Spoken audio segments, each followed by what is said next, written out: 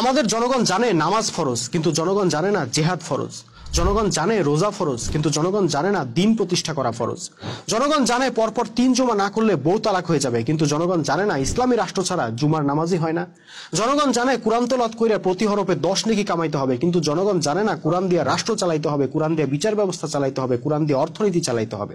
জনগণ জানে রাসূল সাল্লাল্লাহু আলাইহি ওয়াসাল্লাম কিভাবে মেসওয়াক করতেন, কিভাবে পাগড়ি পরতেন, কিভাবে দাড়ি রাখতেন, কিন্তু জনগণ জানে না রাসূল সাল্লাল্লাহু আলাইহি ওয়াসাল্লাম কিভাবে অন্যায় অবিচারের বিরুদ্ধে যুদ্ধ করতেন।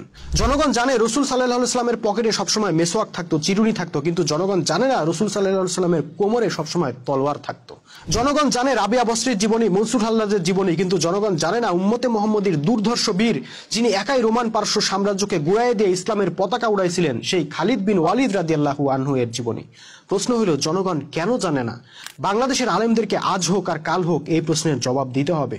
তাদেরকে বলতে হবে তারা কেন ইসলামের আরামদায়ক বিষয়গুলা খুব জোর দিয়ে প্রচার করলো, জনগণকে মুখস্থ করায় ফেললো, কিন্তু কষ্টকর বিষয়গুলা গোপন করে রাখলো। ইসলাম নিয়ে জনগণের সাথে তারা এই লুকোচুরিটা কেন খেললো? জবাব তাদেরকে দিতেই হবে।